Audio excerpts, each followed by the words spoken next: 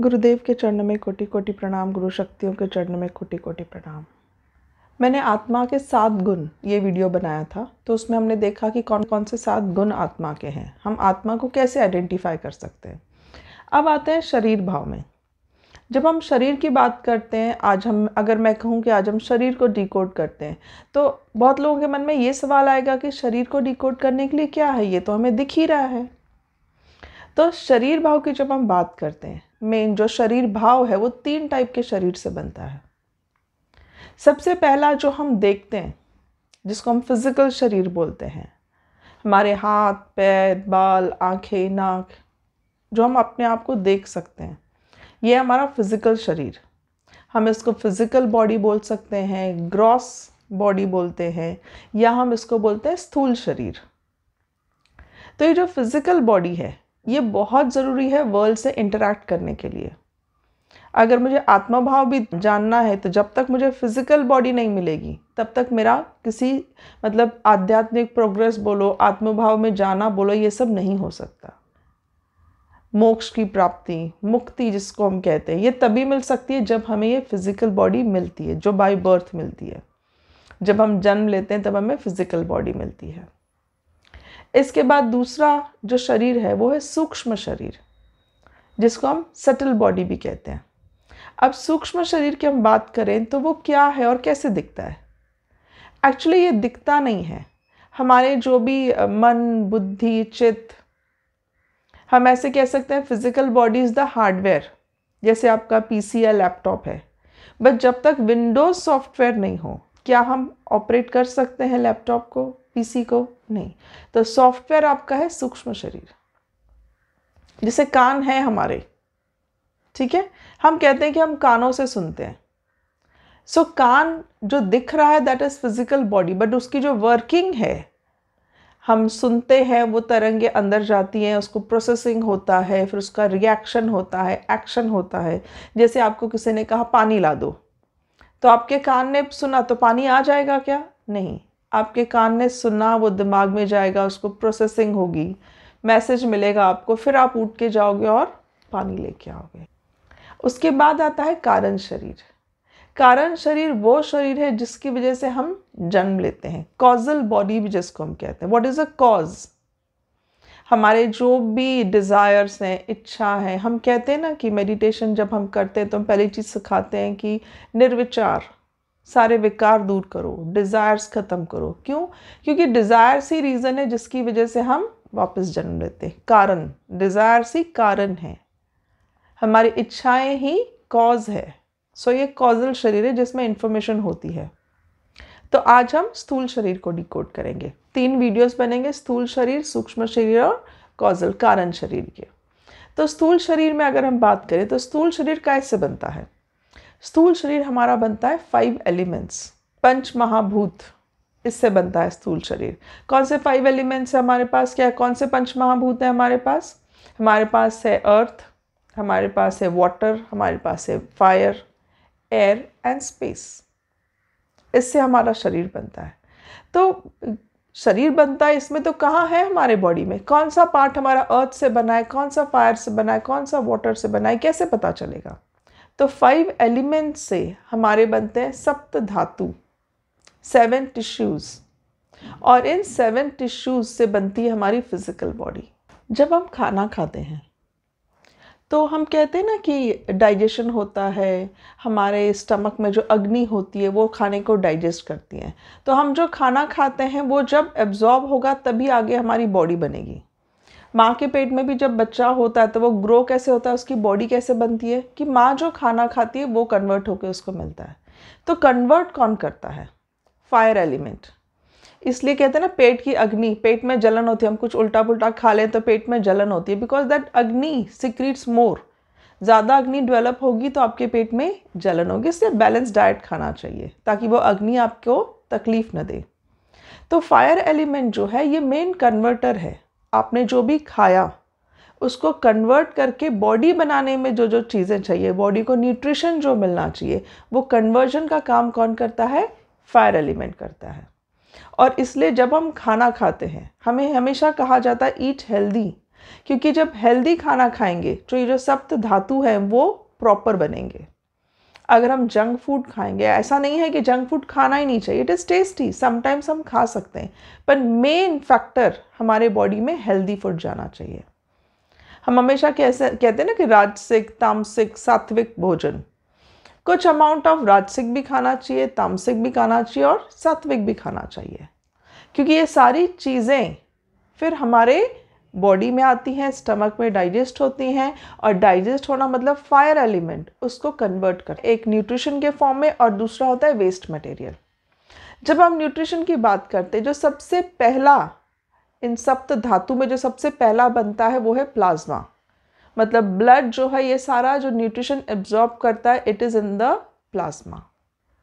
तो रस धातु जो है वो बहुत इम्पॉर्टेंट धातु है इन सप्त धातु में से, 7 टिश्यूज़ में से, क्योंकि प्लाज्मा ही कैपेबल है, हमने जो भी खाया उसका कन्वर्जन जो भी हुआ न्यूट्रिशन में, उसको एब्जॉर्ब करने के लिए प्लाज्मा ही ओनली कैपेबल है। तो प्लाज्मा जब न्यूट्रिशन एब्जॉर्ब करेगा तो ही रिमेनिंग 6 एलिमेंट्स को वो न्यूट्रिशन ट्रांसफ़र कर सकता है। तो सबसे पहला धातु कौन सा है? प्लाज्मा धातु। और यही है जो बचे हुए 6 धातुओं को न्यूट्रिशन प्रोवाइड करता है, उनको सस्टेन करता है। नेक्स्ट धातु है रक्त धातु। अब जब हम रक्त की बात करते हैं तो रक्त का हम ट्रांसलेशन लेते हैं ब्लड। तो अगर हम कहते हैं कि खून की शरीर में कमी हो गई, मतलब रक्त धातु की कमी हो गई, तो बहुत जनों को ऐसा लगता है जो खून रेड कलर का निकलता है ना, तो वो लिक्विड रेड कलर का हमारे बॉडी में कम हो गया है, but it is not the red colour. वो जो लिक्विड बहता है, एक्चुअली लिक्विड इज प्लाज्मा या रस धातु। और रस धातु में जब आरबीसीज यानी रेड कलर के सेल्स जब होते हैं, तब वो उस प्लाज्मा को रेड कलर देते हैं। तो ये रेड कलर के सेल्स जो हैं वो है रक्त धातु।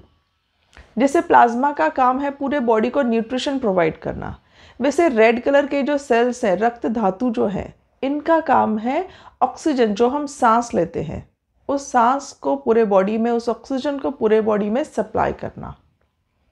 अगेन, अगर आप अच्छा खाना खाएंगे तो आपके प्लाज्मा में आरबीसीज रेड कलर के सेल्स ज़्यादा होंगे, रक्त धातु ज़्यादा होंगे।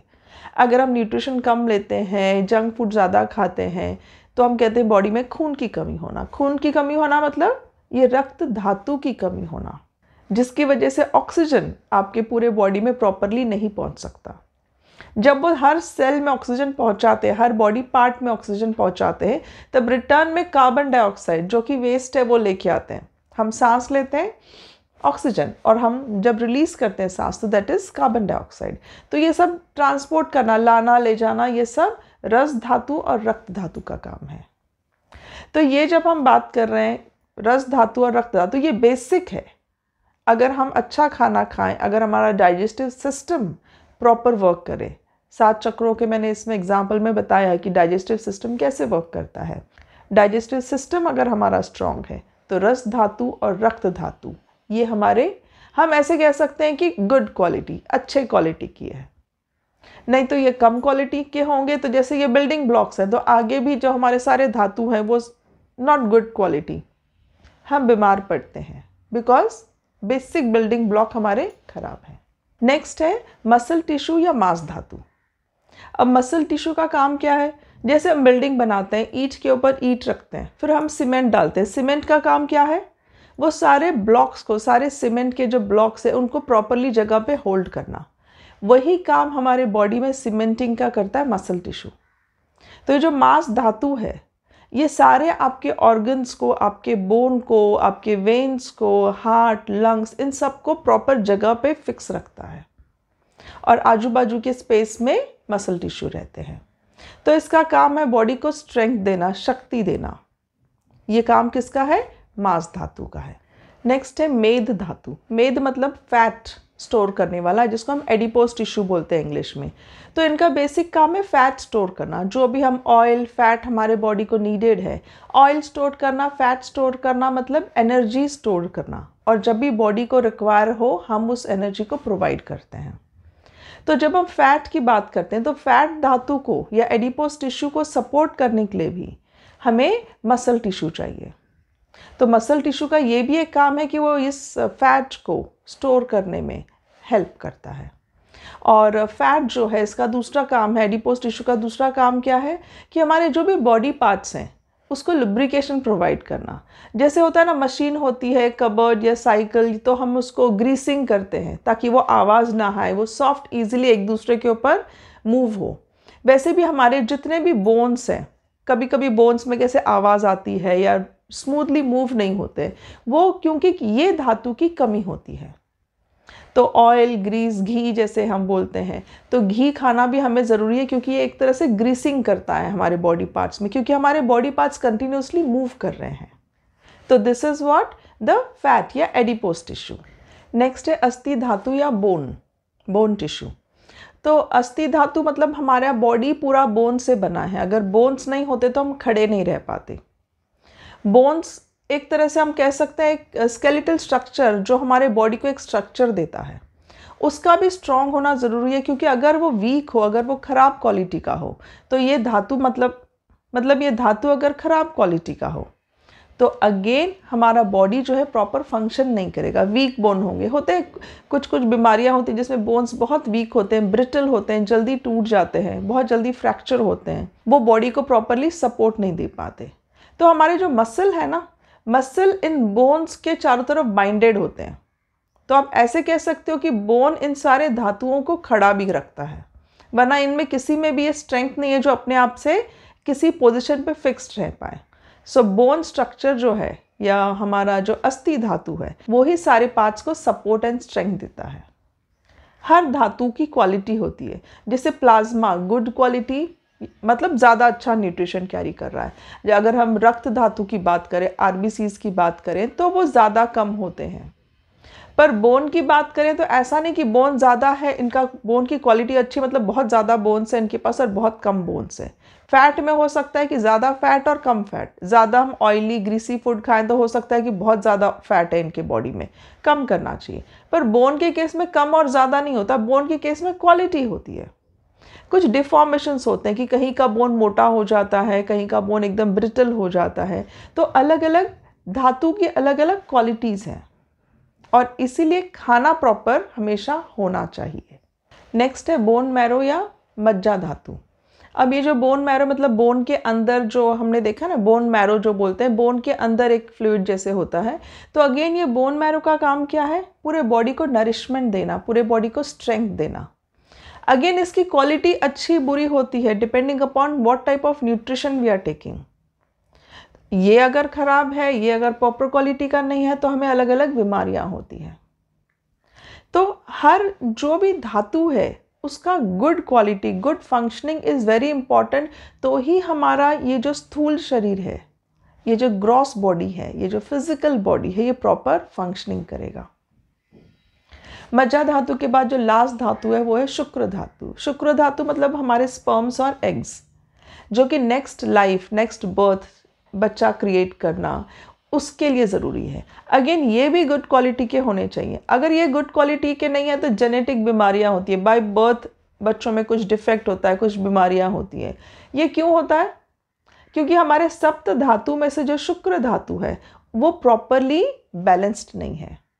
तो हर धातु का प्रॉपर बैलेंस्ड होना बहुत ज़रूरी है, प्रॉपर फंक्शन करना बहुत ज़रूरी है। तो ये जो ग्रॉस बॉडी है, स्थूल शरीर है, मैंने कहा 5 एलिमेंट्स से बनता है, बट 5 एलिमेंट्स 5 चीज़ें हमारे बॉडी में नहीं होती। 5 एलिमेंट्स मिला के 7 टिश्यूज़ बनाते हैं, सप्त धातु बनाते हैं। उस धातु के कंपोजिशन से, प्लेसमेंट से, अरेंजमेंट से हमारी बॉडी पार्ट्स बनते हैं। तो जब हम सप्त धातु की बात करते हैं या फिजिकल बॉडी की बात करते हैं, तो मैंने जैसे बताया फिजिकल बॉडी ज़रूरी है ताकि हम इस फिजिकल वर्ल्ड से इंटरैक्ट कर सकें। पर जब इंसान मरता है तब भी फिजिकल बॉडी दिखती है हमको, पर कोई भी पार्ट्स फंक्शन कर रहे हैं क्या? नहीं फंक्शन कर रहे हैं। जैसे मैंने कहा प्लाज्मा फ्लो होता है, तो प्लाज्मा को फ्लो कौन कराता है? वो काम है सूक्ष्म शरीर का। सूक्ष्म शरीर ही स्थूल शरीर का वर्किंग संभालता है, ऑपरेशन संभालता है। अब जब स्थूल शरीर, सूक्ष्म शरीर और कारण शरीर की बात करते हैं तो ये ऐसा नहीं है कि 3 अलग अलग चीज़ें हैं। जैसे एक बड़ा डब्बा है स्थूल शरीर का, उसके अंदर एक छोटा डब्बा सूक्ष्म शरीर और उसके अंदर छोटा डब्बा कारण शरीर, ऐसे डिमार्केशंस नहीं है। ये तीनों ही शरीर जो हैं, स्थूल, सूक्ष्म और कारण शरीर, ये डिफरेंट लेयर्स के फॉर्म में है और इन लेयर्स को बोलते हैं कोश, जैसे पंचकोश बोलते हैं। तो सबसे पहला कोश जो हमारे स्थूल शरीर को संभालता है वो है अन्नमय कोश। अन्नमय कोश हम क्यों बोलते हैं? क्योंकि स्थूल शरीर जो हमारा बनता है वो खाने की वजह से बनता है, अन्न की वजह से बनता है। खाना हमारे लिए बहुत ज़रूरी है। तो अन्नमय कोश की एनर्जीज जो हैं, हम जो खाते हैं, उन एनर्जीज से हमारा स्थूल शरीर बनता है। तो जब अन्नमय कोश की बात करते हैं, जब अन्नमय लेयर की बात करते हैं, तो हम लोग स्थूल शरीर की बात करते हैं। तो अलग अलग हमारे जो एनर्जीज हैं, अलग अलग एनर्जीज अलग अलग लेयर्स में वर्क करते हैं। और इसका मतलब ये नहीं, जैसे मैंने कहा ना, ऐसा नहीं कि एक डब्बे के अंदर दूसरा डब्बा फिर तीसरा डब्बा, ऐसा नहीं। They are interrelated. स्थूल शरीर की वर्किंग सूक्ष्म शरीर संभालता है, सूक्ष्म शरीर वैसा ही रहता है। हमारी जो फिजिकल बॉडी है, जो ग्रॉस बॉडी है, ये 6 टाइप के ट्रांसफॉर्मेशंस दिखाती है। हम कभी सोचते नहीं कि क्या ट्रांसफॉर्मेशन दिखाती हैं, पर हम सबको पता है ये, पर हमने कभी इसको 6 पार्ट्स में डिवाइड नहीं किया। हमने सोचा नहीं कि 6 मेन चेंजेस हमारे शरीर में क्या होते हैं। फर्स्ट है बर्थ लेना। हम पैदा होते हैं, तब हमें ये फिजिकल बॉडी मिलती है। पैदा होने के बाद हम ग्रो होते हैं। सेकंड, जब हम ग्रो हो रहे हैं। थर्ड स्टेप है जब हम ग्रो होना स्टॉप कर देते हैं, हम अडल्टहुड में आ जाते हैं। अब हम क्या करते हैं? अब हम और ग्रो नहीं होते। ऐसा नहीं कि आपकी हाइट 2, 3, 4, 5, 6 फीट पर बढ़ी रही है ज़िंदगी भर। एक टाइम आता है जब सारा बॉडी पार्ट्स का जो ग्रोथ है वो कंप्लीट हो जाता है। उसके बाद आता है proper functioning of the body part. हम इन सारे बॉडी पार्ट से कुछ काम करते हैं, कुछ कार्य करते हैं, कुछ कर्म करते हैं। ये फोर्थ है। उसके बाद एक टाइम आता है जब हमारे बॉडी की क्वालिटी या बॉडी पार्ट्स की क्वालिटी कम होना शुरू हो जाती है, डिमिनिश होना शुरू हो जाती है। हम बूढ़े होने लगते हैं।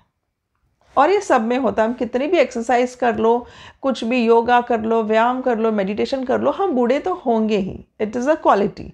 सो एक टाइम आएगा जब ये 5th स्टेज आपके लाइफ में आता है, जब when you are growing old. और last 6th step is when we die. तो ये 6 चेंजेस हमारे इस फिजिकल बॉडी में होते ही हैं, पर सूक्ष्म शरीर में ये सारे चेंजेस नहीं होते हैं। तो ये जो स्थूल शरीर है या ग्रॉस बॉडी है, ये ही एक बॉडी है जो टेम्पररी है, टेम्पररी रेसिडेंस है आपका।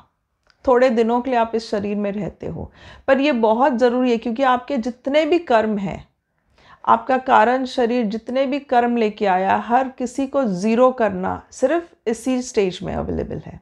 इसी स्टेज में हमारे पास ये फैसिलिटी है, हमारे पास रिसोर्सेज हैं कि हम नए कर्म ना क्रिएट करें। और जो भी इकट्ठा किए हुए कर्म हैं वो मेडिटेशन के थ्रू, समर्पण के थ्रू, भक्ति के थ्रू हम इस सारे कर्मों को ज़ीरो करें और मोक्ष पाएँ, मुक्ति पाएँ। अगर फिजिकल बॉडी से एक बार निकल गए तो हम कर्म ज़ीरो नहीं कर सकते। जो भी कर्म है उसे कैरी करने के लिए हमें नया बर्थ मिलता है। कारण शरीर में सब स्टोर हो जाता है और हम नया बर्थ लेते हैं। तो अगर मुझे मोक्ष पाना है तो physical body is very important. तो आप सब भी इस फिजिकल बॉडी का इम्पोर्टेंस समझें। और क्यों मिला है? सूक्ष्म शरीर है, कारण शरीर है, फिर भी फिजिकल बॉडी क्यों मिली है? क्योंकि हम कहते हैं ना, know my self. Meditation is a process of knowing your self. तो ये सारी बातें का ज्ञान होना, ये सारी बातों के बारे में आपको पता चलना इज नोइंग योर सेल्फ। क्या कारण है जिसकी वजह से मैंने ये बर्थ लिया है, वो आपका कारण शरीर में छुपा हुआ है। उसको जब हम जानेंगे मेडिटेशन में, जब हम एक एक स्टेप आगे बढ़ते हैं और हम कारण शरीर के पॉइंटर्स जानेंगे, तो ही हम उनको ज़ीरो कर पाएंगे, तो ही हम उनको नलीफाई कर पाएंगे, उनको ख़त्म कर पाएंगे, ताकि नेक्स्ट बर्थ हमारा ना हो, हमें मोक्ष मिले। तो गुरु शक्तियों से यही प्रार्थना है कि आप मेडिटेशन से जुड़ें और आपका जो स्थूल शरीर है उसका यूज़ प्रॉपर करें कारण शरीर से जुड़ने के लिए, तो ही आपके आत्मा को मुक्ति मिल सकती है। आप सबको स्वामी जी का खूब खूब आशीर्वाद। जय बाबा स्वामी।